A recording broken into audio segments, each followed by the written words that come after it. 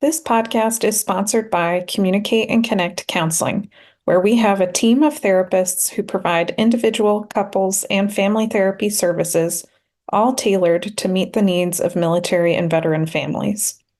To learn more about our services, visit www.communicateandconnect.com.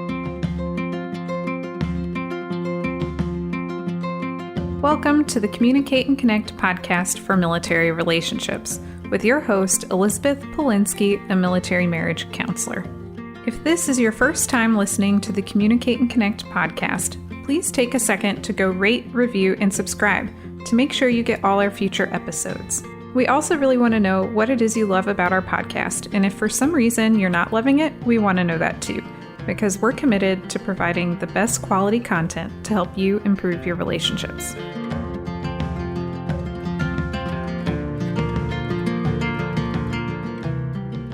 Hey everyone, welcome back to the Communicate and Connect podcast. This is episode 36 on military spouse employment.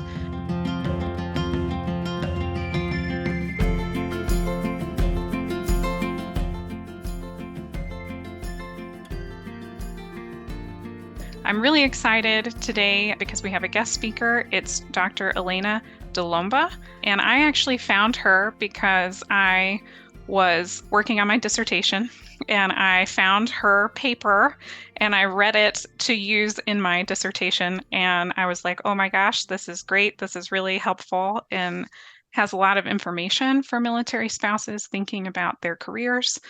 And so I'm glad to have her on. So Elaina, why don't you introduce yourself a little bit and tell us about your experiences in this paper that you wrote. Sure. Well, it's nice to finally see you face to face as opposed to emailing. So, of course, your listeners aren't seeing us, but it's very nice to see a face.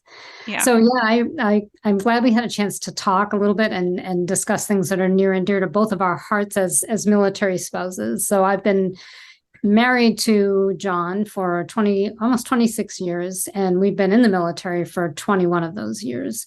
And it doesn't appear that we're going to slow down anytime soon. So kind of hanging on my hat for the end of the run here. Yeah, but, that's amazing. Yeah. We've seen a lot. The whole idea of this paper came about really when I was getting my PhD. I was overseas. We were in England, and I was just doing the prerequisites to get into school again. And I had been a social worker, had switched over to occupational therapy, which I can describe to you if you want to hear anything about it. I'm a big fan. But I realized that, a number of people were just falling apart around me. A number of families just couldn't really cope with the overseas living. They were tired of being out of work. And it really just sparked my interest. Like, what is it that makes some people able to cope with this stuff and all the change versus others who can't, So that became a real area of interest. It wasn't what I did my dissertation on, but it was something that I kept in the back of my mind that I wanted to address once I knew how to research. So this was actually my first fully qualitative study, which if you did any qualitative work, it's a real challenge. You end up with mounds of information from people, and you want to capture their experiences and their stories. And it was really kind of hard to keep myself out of the picture because I really have never struggled to find a job.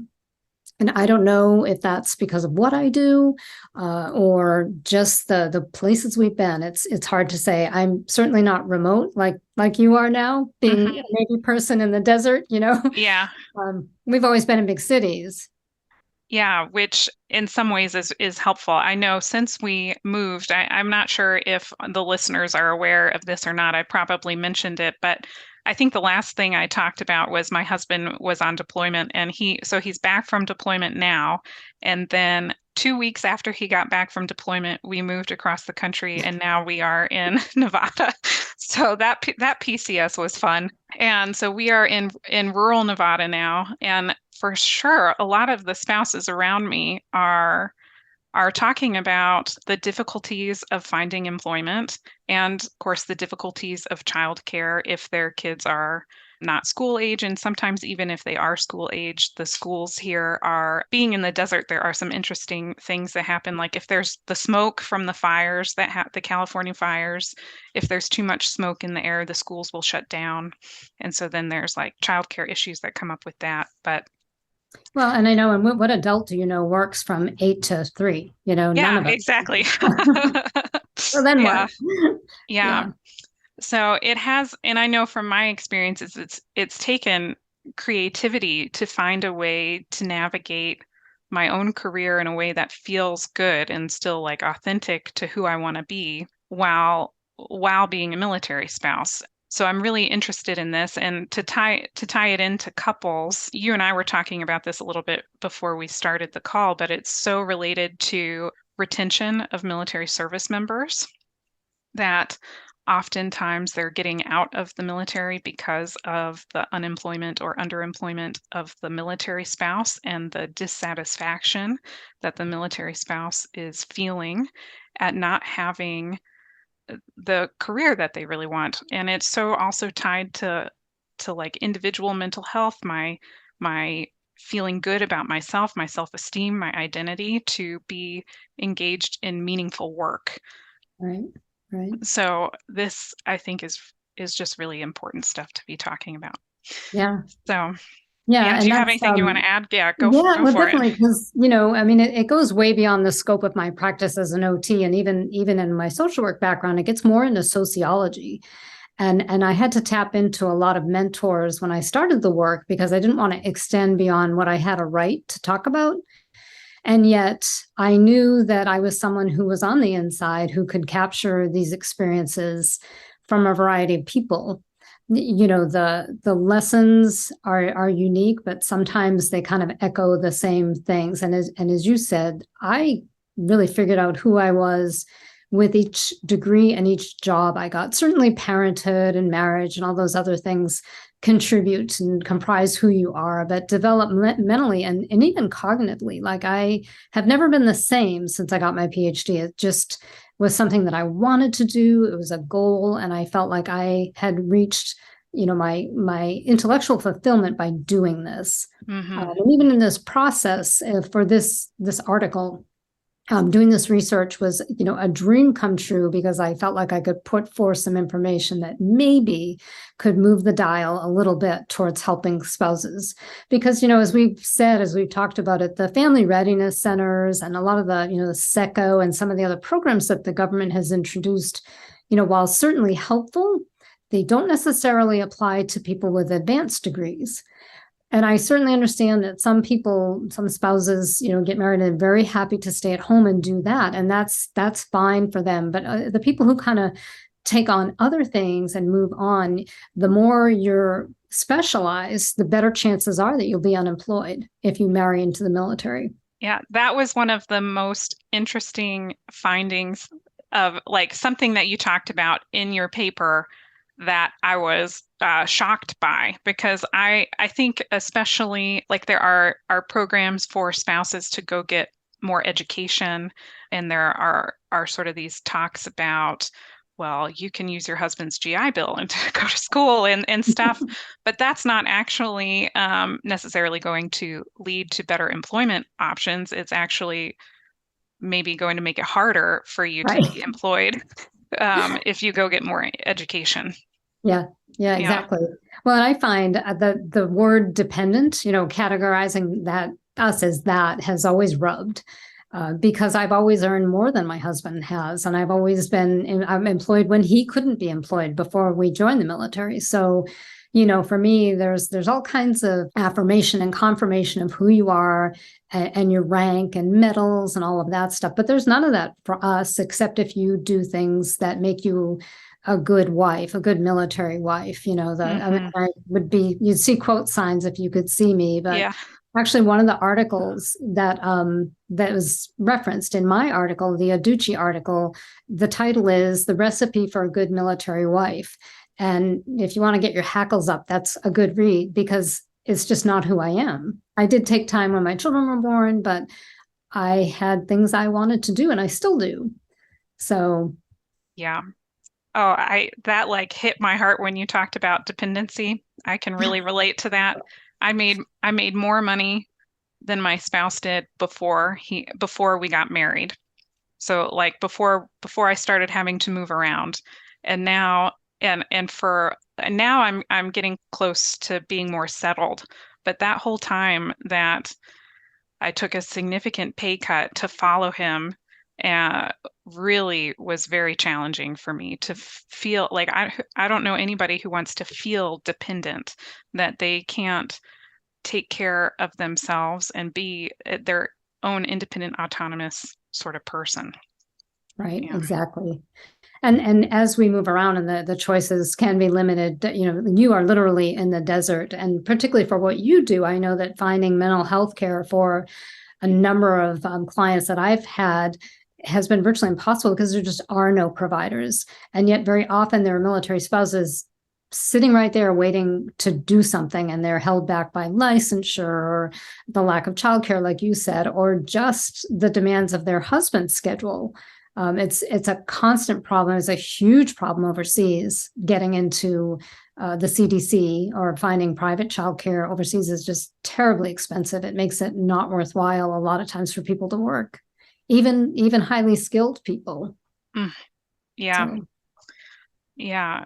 I've heard that. We don't have kids, but I've heard that from other military spouses who do have kids, that it's sort of like weighing the pros and cons, even right, sometimes with the cost of childcare. Is it even worth it for me to work, or is it financially more reasonable to stay home? right, right. So these are maybe, a lot of the limitations that military spouses face when it comes to navigating their career, when it comes alongside of their spouse's career who's in the military. And so your study, you said it was qualitative. So for people who are not researchers, you basically did interviews with a bunch of military spouses to learn about their experiences, sort of navigating this for themselves. What were some of the findings that came out of that? Yeah, well, I think one of the things you mentioned was a primary finding is that you really needed to get creative with your career, your profession. Some people obviously look at career as a calling, and they feel less than whole if they're not pursuing their work. And I'm one of those people. Like I need to carry out my work in order to feel, transactionally with the environment I'm in. I get a lot of good feedback. Of course, I get negative too, but it's sort of what I need to continue to grow and thrive. So when I'm not able to work and not able to do what I want to do, it's real difficult. And I know that, as my husband is my closest friend, that he feels it. So you can certainly see why these ripple effects, impact the military member and the desire to serve. I mean, there's still days where my husband says, "Do you want me to retire?" Because I'm in charge of the children and the home and his constant TDYs, all that sort of stuff.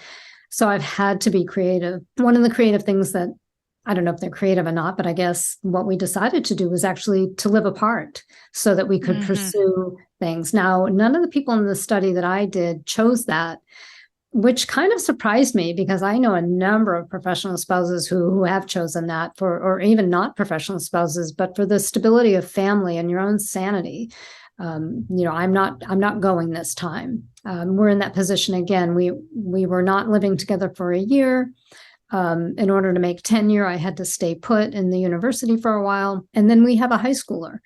And our two oldest children went to 3 different high schools apiece. And I just can't do that to this youngest child. So, for the sake of both of us, we're choosing to live apart. So that was one of the ways that I got creative about it. Now, my spouses that I interviewed, they had a number of different things that they did. And I think that there's a process that everybody goes through. As you said, you have to figure out where you're comfortable.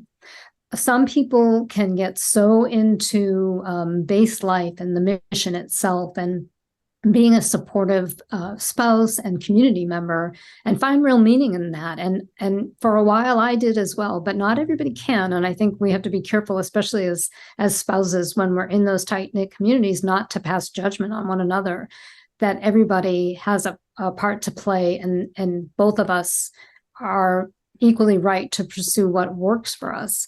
So that creativity piece and the compassion and understanding among military spouses, I think is really critical. That was a key finding. I appreciate you sharing that because you're absolutely right. I'm thinking about it again in terms of kids. Like I'm not really a kid person. I've just never been that person, but I have so many friends who get so much meaning out of being a mom. And I'm sure if I had kids, which we might do one day, that I would certainly love them, you know. But I know I have friends who there's a baby, they're drawn to it, and there's so much fulfillment in that role. And so kind of what I'm hearing you talk about is as a support person, as a military spouse, I could take on this role as a support person for my service member and find a lot of meaning in that role and in being part of the support for the military mission. Right. And then there are others who that's just not them. They want more independence, more of their own, something sort of separate from their spouse and military life. Right. I was kind of laughing as you were saying that because there was one spouse I interviewed, and the spouses never ceased to surprise me with some little tidbit that was so different from my own experience that it really was humbling and just so much insight I gained from all of them. But one of them was saying to me that she married Captain America and he was extremely patriotic. And the bulk of the now 25 spouses that I've interviewed at length are patriotic in some form or fashion. And she said, "Oh no, not me. Captain America married an anarchist. And I don't give a damn about the government." And I really appreciated that. Like, wow, I can't believe it. Most people just feel so constricted, especially where they know I'm a military spouse. They hold back what they want to say, but she did not. And she found her way by working in not the Family Readiness Center, but the people who investigate abuse claims and things like that through the military family. Yeah, it's Fleet and Family Services. Yeah, something like that.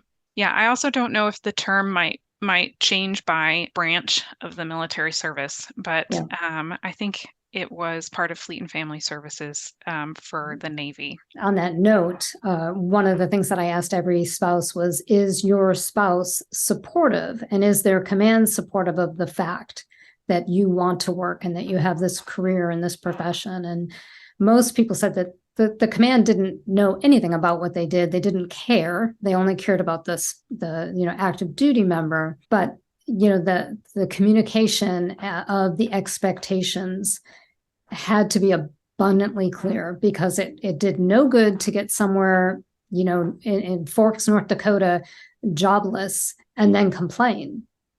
That only made things worse. And in fact, I, as the interviews went on, as is true to this kind of research, you start refining your questions as you realize, I wasn't exactly asking the right questions. What we found is that I had to ask all the way back. Did you know what you were getting into when you married a military member? Did that member describe to you as best they could what military life would be like, so that there are no unmet expectations or unreasonable expectations moving forward? Now, given that, my husband pulled that on me when we had a newborn baby and 9/11 happened. He said, I'm going to go into the Air Force. And I didn't really know what to say. I was an emotional mess. I was, fat and new baby, not sleeping. And I was like, okay. Nobody could have explained it to me, what the experience would have been like. But I think that that's a big piece of it, is if you know what you're getting into and you can make informed decisions, you have a much better place to come from. And I'm just thinking about my own journey with that. Both my parents were in the Navy, so I had some idea. My entire career has really focused heavily on working with military and veteran populations. So when I met my husband, I was working for the Department of Veterans Affairs. Dream job. Oh my God, I loved that job so much. It was so hard for me to agree to get married. I know some people are like really ready to get married. I was like ready to get married, but I wasn't sure that I was ready to marry the military also. And that took a lot of therapy and self-reflection for me to make that jump. And part of I honestly wasn't sure like what my career might look like, but I decided that I still wanted, that's actually when I decided to go back and get a PhD in marriage in couples therapy and focus in on couples because it was something I had always wanted to do. And if I was going to lose my dream job, then I was at least going to pursue another dream that I hadn't yet pursued. So, Well, yeah, and so you adapted and it worked, but again, like that's not for everybody. And I think mhm. that was the thing that a lot of the spouses found slightly condescending was, oh, honey, use your husband's GI Bill and advance your degree while you're stuck in the middle of nowhere. Like that just really didn't fly for a lot of the spouses and actually made them kind of hostile towards the whole environment. And a few of them were actually thinking about retirement or getting out, separation or their spouses were because of the angst that the spouse felt. I Mhm. especially those that had gotten married older and the active duty member had been in for a while and the spouse was new to this, and it was just lots of stories of like, I could have never been prepared for this. Who knew? I didn't understand. Yeah. I think when you kind of grow with it together, it's a different ball of wax. Yes. Yeah. Yeah. I'm, in some ways grateful that I had that other dream that had been a long-standing dream. I knew from like for years that I wanted to do couples therapy and didn't have the opportunity because the government is so individually focused. But I can imagine if I didn't have that, I do not know if I would have married my husband. I don't know if I could have given up my I really had the dream job. And if I didn't have another dream that had sort of gone unfulfilled, I don't know if I could have done that. So I can understand why that would rub people the wrong way to be told to, well, go back to school or something. Well, if I already have the dream job, what am I going to school for? Right, Um, right, right. Well, yeah. and I think that that's, being open to new things is always good. So I interviewed a psychologist who ended up at Fort Benning and felt very isolated and ended up taking a job as, I can't remember if it was a party planner or something like that. And that worked for a while because she's sort of a bubbly, happy personality. But then she found beekeeping. And she said, I'm happy just consulting a couple weeks and doing beekeeping. And I would have never been open to this, had we not moved to the middle of nowhere and I'd come to the end of my own problem solving and my own ability to think of what to do next. She just happened to bump into somebody, I believe at a state fair or something like that. And she said, I just became interested in it. And now this works for me, and adopting children, things she never thought of doing before, sort of came to light because of that experience of just losing it all, being hung out, without any resources. She found them, and I think that was a primary thing that set people apart who succeeded. Is they had their pity party, and yes, they grieved things that they had lost, but they were able to come back and either find what we call career adjacent kinds of work or unpaid work that had significant meaning. One of the spouses was stationed in Korea with, I can't remember if they were there, usually those assignments for the Air Force are a year and they're non-accompanied. So she was lucky to be with him. And she just said, I knew that I was not going to be nursing. So I started working in the kennels and took on the key spouse role. And she said, the first time I realized I could see North Korea from across the border, I realized that I was doing something very meaningful. So, Hmm. you that adage of blooming where you're planted is, that's the kind of happy baloney that spouses often can't take either. Like just roll with it. Like, saying no and doing your own thing, when you're creative, but open to change and open to different versions of what you thought might be, for your career and your work. And I do mean work because sometimes it's not always exactly your career. Hmm. Um, that they could find fulfillment. It was a process. Yeah, it's as you're talking about that, I was thinking the rub. What is the rub about? And I think it's invalidation. It's invalidating of the pain and the loss that spouses go Yeah. through at losing over and over and over something so meaningful. Right. Um, Well, and it's so tied into your very identity, as you said. So, a couple of spouses said that it's not what I do, it's who I am. I can't, and I feel that way about occupational therapy. That's who I am. It's not what I do. It's the lens through which I see the world. It's lens through which I interpret all of my research data, because that's where I'm coming from. And I will borrow other theories, but I will always look at it as, when we are occupied with fulfilling roles and tasks and activities, we develop, we grow, we thrive. Without those things, we're stripped down and we're just a portion of what we could be. So it can be very unfulfilling if you're not engaged in those activities that are most meaningful to you. yeah, and so I'm tracking with all of that. And so the thing so when I think about somebody who is finding more success at blooming, who I was like, I don't know. I was like, I don't even like saying that. I was like cringing even saying it. Yeah. I don't know the right term to call this, but who are able Thriving. to find, thriving. They're finding meaning and identity again. I guess I would almost call it like it is a form of resiliency, because even though I had this loss, I am finding a new way to promote my individual identity and have meaning and fulfillment in life. I'm somehow finding a way to do that. And so the people who were able to do, I guess that the people who were able to do that were able to enhance their feeling of fulfillment and meaning through a variety of ways. Sometimes that was finding a creative solution to maintaining the career field they were in. Sometimes that was finding something kind of adjacent, not exactly the same. And sometimes that was doing something totally different that had meaning and fulfillment, even if it was more of a volunteer sort of thing. Right. And how you frame it, I think, is really key. So if you are constantly labeling it, how when we say things, we start to believe them. But if you label it as, well, I'm settling for this, or this is the consolation prize. And believe me, I'm as guilty of saying those things all through these 20 years as anybody.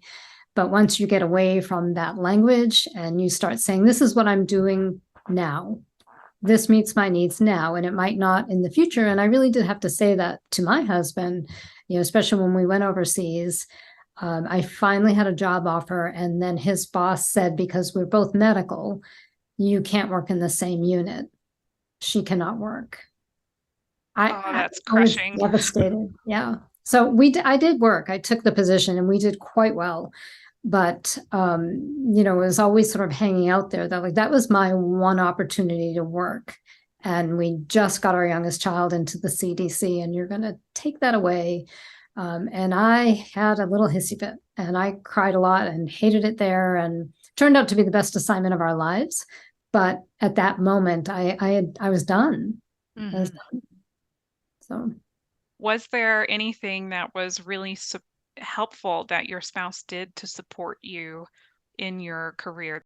In fact, this was one of the findings of our study too that I was a little remiss in not mentioning, is that not only does communication have to be good between you and your spouse, so that everybody knows what the goal is, the family aspiration, not just the active duty members' aspirations, but that they were very verbal and supportive with command and coworkers, that they talk up their spouse and the work that they're doing. Now, my research, so at the moment, I work for the Army. So I'm a professor in the postgraduate programs at Fort Sam. And so that fits right in. And he's very easily able to work my work into his conversations. He's, some of the people he works with have made referrals to our unit, the soldier recovery units, and I see their children in therapy. And so it's an easy sell. But all along, like even when we were in England and different places, he was able to just make an effort to talk about the work that I did so that they would understand how important this is to me, to us, to our marriage, to our family well-being, that I was a partner in this of the same, rank and influence as he was on what happened. And that made all the difference. And several of the spouses said the same thing, that they, the fourth or fifth time that the wives particularly were asked to come and bake cookies, and no, my wife is an emergency room physician, she will not be there. People back down. But my husband has had commanders say, you've got to do this event and it would be helpful if your spouse was there, but of course she's not. Derogatory things. And he just says, you knew my life when, we knew what my life was like when we decided we could work together and I took this assignment, you knew. And I had some guilt with that too, because I wonder, would his career have been somewhat easier if I had not done my own thing? But ultimately, I hope to be married to the same man at the end of all this. So he wants me to be who I am. That involves me doing what I do. Yeah. I'm glad that we were able to cover that extra piece on that. The really supportive thing for the service member to be supportive of spouses and their careers is to talk them up, to view them as an equal with their goals, whatever those goals are, as being equally important to what that person is doing, and to convey that to others. So that way it's not just like, yeah, I say that to you, honey, but no, I'm like saying it to other people. I really believe it. Right. So, yeah. Well, I know we only have, we're starting to run out of time. So I was thinking, based on your research and even your personal experience, if you had sort of 1 to 2 tips or like takeaways for military spouses or couples who are trying to navigate this area around career development and jobs, what do you think would be the top things that would be really helpful for them to just start taking like the next steps forward? Right. Well, based on my research and my own experience, I think the biggest thing is communication, and it has to be painfully honest sometimes. But if your spouse really knows you, they're going to know that these facts of who you are, these features, these characteristics are alive and well, and they comprise who you are, and they're important to you. But stating that again and again, I can't remember how many times over the years I've just said, and I will be working, so you'll have to help me call daycares, or, this is a team effort. I'm not going to be left alone. Just reminding him of my agency and my goals. So that's a big one. So, being able to humbly and directly listen to one another. And there were times where I did step aside, and a lot of the spouses did too, and temporarily for that time accept underemployment or part-time employment as part of my sacrifice for the sustenance of our marriage. So it does need to go both ways. That's a big one. And then for spouses, particularly people who are licensed or certified, is to totally get on top of it as soon as orders are going to drop. The hardest thing for me to listen to is when spouses, end up, like you did in the desert, and say, well, I didn't know it was going to be so hard to do this and to do that, when there are so many things you can do ahead of time, even if, as a few of my spouses did, found that they really can't work. But at least you've done the legwork, and you're not, gushing with emotion, trying to vent it all when you arrive at the one time where you really need to be present, focused, organized, to find your house, get your TV set up, get your kids in school. Those pivotal moments where you need to not be as stressed, or accept that this will be a period of time when you're not going to work. And at that time, you'll be ready to start your job, your work searching. I like that idea of sort of the pre-planning. So even though I do mostly couples counseling now, I have done tons of individual therapy, in the past. Sure. And I'm remembering a conversation I had with somebody around finding a job. They had like done research to look it up, like how long does it take to find a job? And it was something like 6 to 9 months for the average American to like find a job from the moment they start looking and submitting applications, doing all the interviews, to then Yeah. being actually in a job. And so the doing it sooner rather than later, I can see how that would sort of speed up the process, and then you have more knowledge, more ways to decide your next steps. Yeah, and you're starting from a stronger point where you're not emotional. And as I said, a lot of times you do conclude that I'm not going to be able to work at least initially here, and that's okay. I will start working or start looking, when I get there, or by Christmas. And of course, therein lies the issue with military placements, is that we're only there for 3 years. So by the time you get it going, but it's, as I said, each change affords different things, and you can embrace them and not bloom where you're planted, but you can have that agency to choose what you will do and how you frame each step. And if you don't, I find that you just end up resentful and hurt. So yeah, well, thank you so much for being on the podcast. I've really enjoyed our conversation, and I'm really grateful that you were willing to come talk about your research. Any last thoughts for us before we end?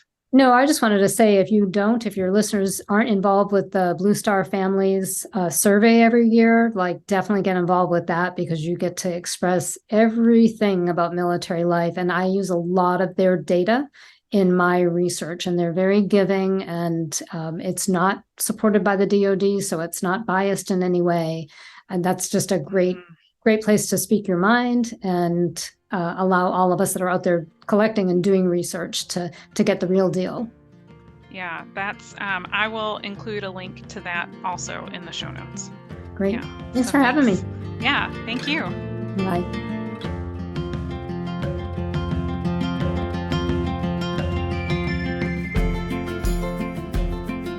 I hope you enjoyed today's episode. If so, please take a second to go rate, review, and subscribe so you get all of our future episodes. Make sure to check out the show notes to sign up for our free 10-week relationship email course. This email course is really designed for people who are maybe having trouble with communication or connection in their relationship, and helping them develop some quick wins right away to start improving it.